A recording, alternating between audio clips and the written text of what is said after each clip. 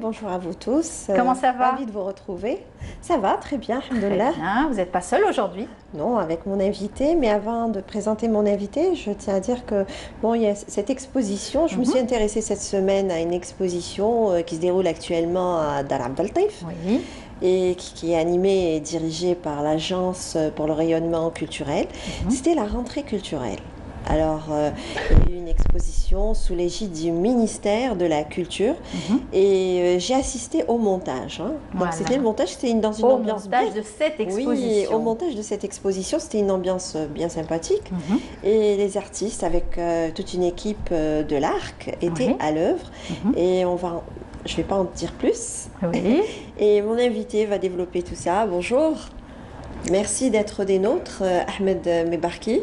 Bonjour, ravi d'être là avec vous. Marhaba Et puis, bik. Allah yaslamik, Oui, Vous êtes c'est une ému exposition Vous êtes ému qui vous Oui. tenait à cœur.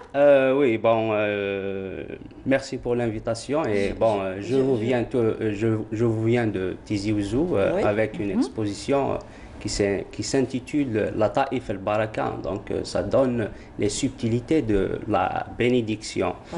Et c'est un travail, plutôt l'appellation déjà nous renvoie tout de suite à la baraka, qui est un mot important en termes de spiritualité musulmane. Tout à fait. Ça, en ce qui concerne, excusez-moi de vous interrompre, en ce qui concerne votre exposition, en fait, il y avait une grande exposition qui regroupait deux petites expositions. En fait, il y a les photographies signées par l'affaire Zaidi. À Dar Abdel Taif, et votre exposition, en fait, c'est 2 en 1. C'est une exposition qui regroupe des peintures et des photographies. Oui. Tout à fait. Alors, on va parler un petit peu de du côté peinture, et ensuite on reviendra sur la photographie, les photographies signées ça par... commence bien parce que c'est l'ouverture de l'année culturelle. Et on commence avec le baraka. Pourquoi pas? C'est de bon augure, n'est-ce pas? Et surtout que le ministère de la Culture a organisé plusieurs événements culturels. Et d'ailleurs, une très belle exposition aussi au Palais de la Culture, à la galerie. En fait, il y avait une grande exposition contrastée au style varié à la galerie, galerie Baya, la galerie d'art Baya. Et parallèlement à cette exposition, à toutes ces activités, c'est dans le programme une exposition à Dar Abdel Taif, dans laquelle participe Ahmed Mebarki. Alors, je reviens vers vous, Ahmed Mebarki. Donc, le volet exposition, vos peintures, donc c'est les bénédictions. Bon, on va dire c'est les subtilités de la bénédiction. En fait, le terme, bon, on a la taïf que j'ai emprunté un petit peu du nom à Latif pour Dar Abdel Taif. Et puis la baraka, c'est venu spontanément, c'est-à-dire en parlant avec Mariam. Parce que le baraka, on dit communément quand on fait des choses comme ça et qu'elles prennent, elles sont fécondes, on va dire, on dit fihum baraka. Donc, c'est pourquoi je l'ai dit d'ailleurs. Et mon travail de plasticien, bon, ça fait depuis quelques années, c'est-à-dire je me suis beaucoup donné, c'est-à-dire à certaines expériences. En art, j'aime parler d'expérience, bien sûr. D'expérience, de performance, de curiosité artistique aussi.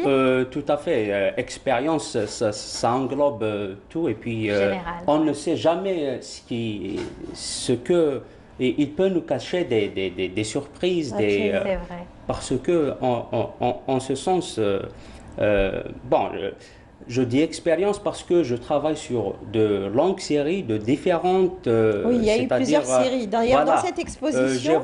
J'évoquerai par exemple L'amour divin, Hommage à Abou Madiane, Mosaïque spirituelle, Jumiat Filba. D'accord. Je parlerai aussi de L'homme est un chantier ouvert à Dieu. Il y a beaucoup de philosophie aussi, de soufisme, de spiritualité dans votre travail. D'ailleurs, les mots qui me viennent là, ils sont, on va dire, il y a toute une palette comme ça qui viennent et qui ont tout leur poids dans le... Il y a toute une palette de verbes dans votre travail.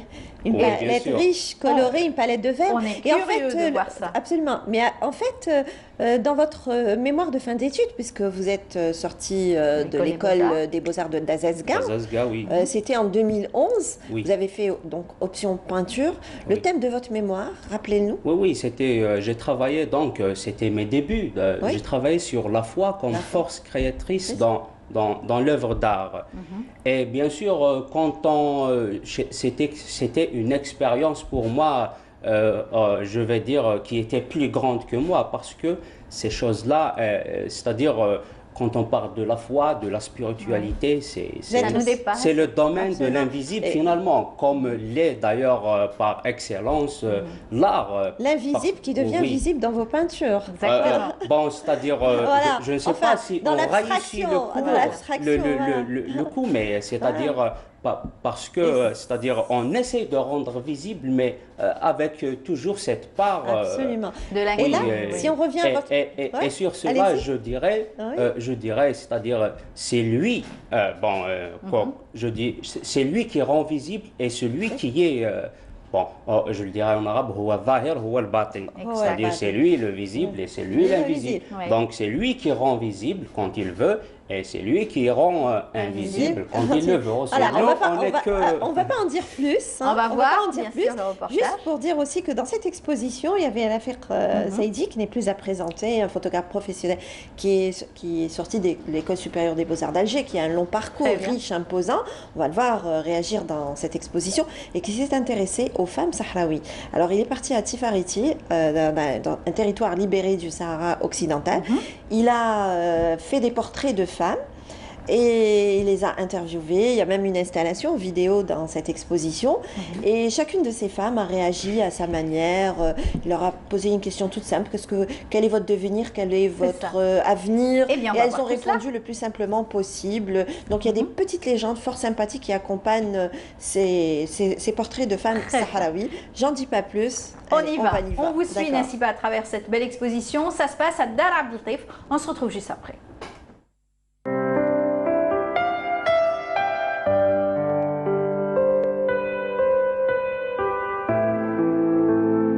À Dar Abdeltif, on prépare la rentrée culturelle.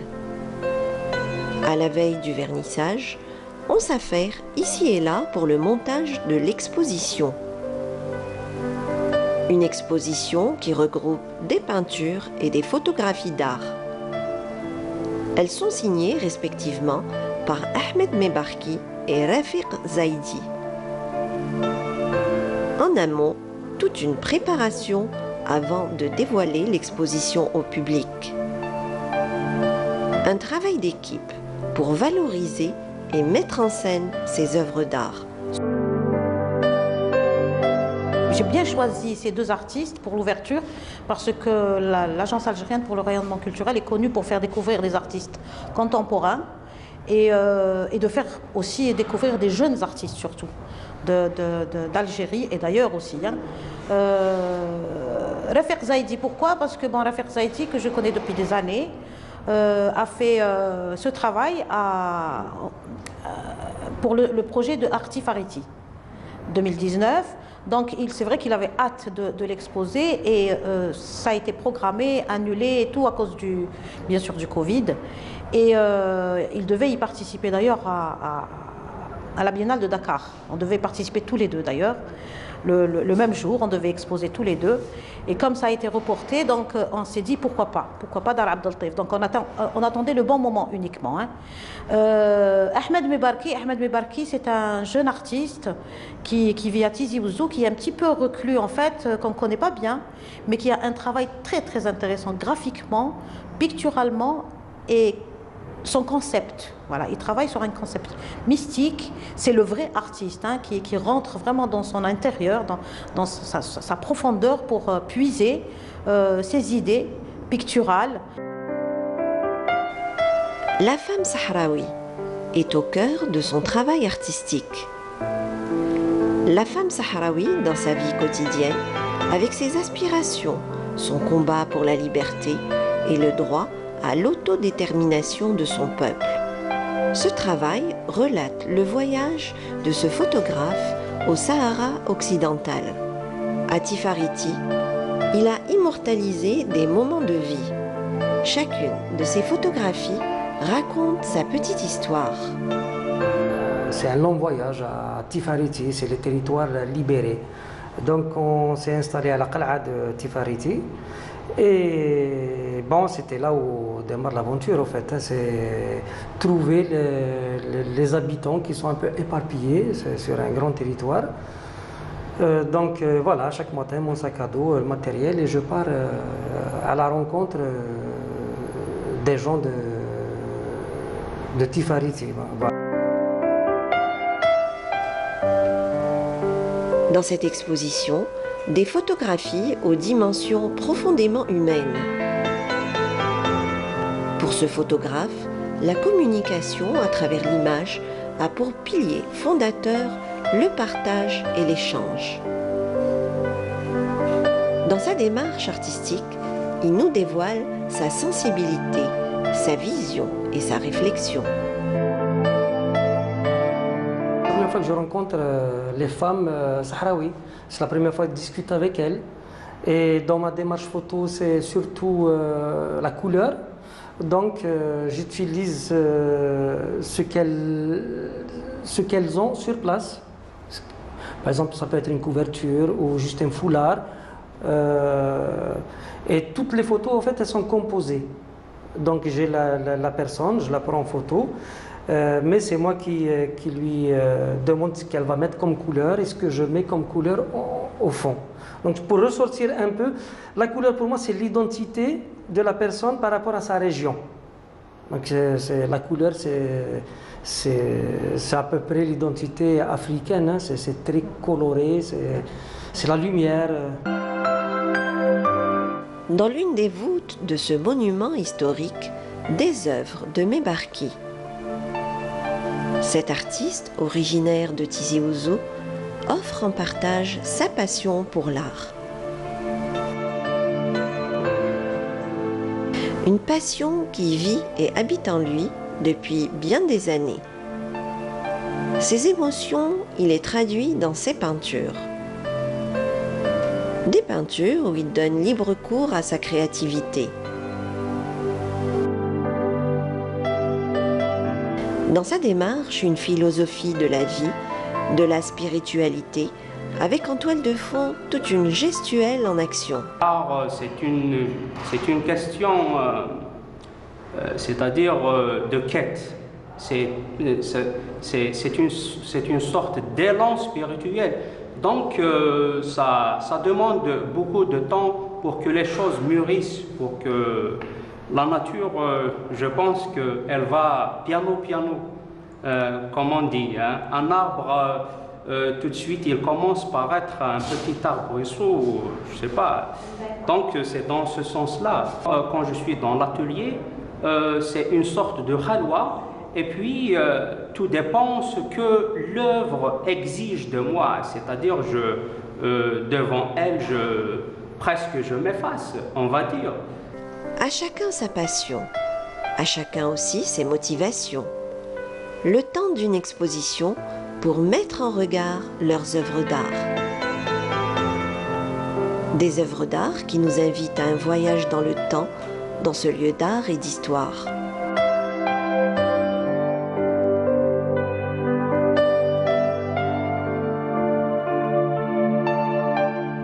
Belle exposition qui, donc, je vous invite à aller sur place pour aller découvrir ce qu'on n'a pas pu ramener tout en images.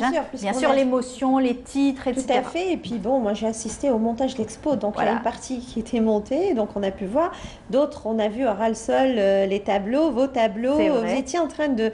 On a vu un rideau vert en arrière-plan. C'est Mosaïque, vous l'avez intitulé Mosaïque spirituelle. Avec une série de petits tableaux, il y en avait presque 25, il y avait juste une petite partie qui était montée, mais j'imagine qu'après notre départ, vous avez continué à faire le montage.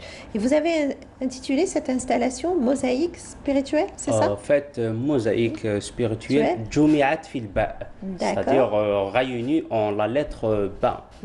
Donc c'est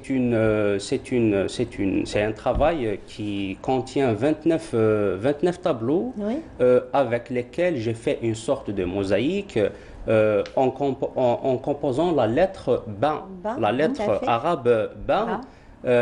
Sur un fond vert. Le tissu, oui, le tissu vert. Ce tissu vert, il me suit partout. Voilà. D'ailleurs, j'ai une œuvre, on va dire, c'est-à-dire majeure pour ce tissu-là. Je l'ai intitulé le tissu de la sainteté. Simplement, un tissu vert sur un fond blanc comme ça. Absolument. Donc, il y a toute une symbolique derrière. Oui, c'est toute une symbolique parce que c'est une couleur là, toute, par exemple. Oui, là aussi, il y a le vert dans ce tableau. Là, c'est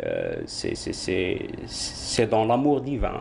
Absolument. Oui, donc ce tissu-là, c'est une marque spirituelle. Les soufis, ils aiment beaucoup cette couleur. Elle est très symbolique. D'ailleurs, c'est ce qu'on retrouve beaucoup dans les... Oui, aussi. Et puis, c'est ce qu'on retrouve dans tous les par exemple, voilà, les mausolées. D'ailleurs, j'en ai fait j'ai fait une œuvre qui s'intitule... Elle n'était pas encore installée, on n'a pas pu la filmer. Oui, elle s'intitule Maqam Qalam al-Wali. C'est-à-dire, c'est un réel mausolée pour un peu, c'est-à-dire pour un qalam. C'est toute une installation. Voilà, il y a toute une philosophie derrière. En fait, il faudra y aller pour découvrir absolument, puisqu'on n'a pas pu tout filmer. Et puis il y a aussi l'amour divin dans votre exposition. L'amour divin, c'est une série de lettres d'amour que vous avez pu écrire, mais jamais envoyer. En fait. On dit jamais tout, hein. Non, c'est-à-dire... Voilà, il y a toute une histoire derrière. Oui, pour que je puisse, c'est-à-dire m'étaler comme ça. Bon, je dis les choses là brièvement. En fait, l'amour divin, oui, il s'agit de mes vraies lettres d'amour. Oui, c'est ce que vous m'aviez dit. Oui, que je gardais depuis. Bon, je suis quelqu'un qui aime et je continue toujours. C'est tout à fait normal. Et puis, j'envoie des lettres, mais je les garde. C'est comme si je les envoie pour moi-même. Et là, j'ai quand même trouvé un moyen, après tant d'années, de les envoyer d'une certaine façon. Mais au travers de vos peintures. Oui, bien sûr. En fait, ces lettres, je les ai toutes, c'est-à-dire rendues presque une, en les coupant. Oui. Et puis, elles deviennent mon support sur lequel j'interviens. Voilà, c'est pour ça que je vous disais tout à l'heure, tout au début, il y a une palette de verbes, une palette colorée, bien sûr, riche. Et coloré, en tout cas, et je dirais qu'il y a aussi c'est-à-dire pourquoi l'amour divin, bien sûr. Il y a d'ailleurs une œuvre qui chapeaute un petit peu cette série. En fait, il s'agit d'une bouteille de vin sur laquelle j'ai collé mes lettres d'amour aussi, bien sûr. Pourquoi? Parce que les mystiques, quand ils parlent de l'amour divin, d'ailleurs, on l'entend tout de suite. On est enivré. L'ivresse, on parle d'ivresse, tout à fait. En tout cas, merci beaucoup d'avoir été notre invité. On vous souhaite bonne chance pour cette exposition. J'espère qu'elle va avoir toute la baraka que vous souhaitez. Et grâce à cela, vous allez encore avoir d'autres visibilités à travers d'autres, en tout cas, expositions. Merci beaucoup, Nassiba. Merci à vous, Amel, et merci aussi à notre invité. On vous souhaite bonne chance, bon vent. Merci. Et je tiens à remercier aussi... c'est-à-dire tous ceux qui m'ont aidé comme ça dans voilà, je n'hésiterai pas. Bon, je passerai un grand salut à monsieur Lara. Voilà. Très bien, c'est dit. Voilà, merci beaucoup à vous, Ahmed Mebarki, et merci à Nassiba. Merci donc à la semaine prochaine pour une autre visite. Voilà. On continue l'émission.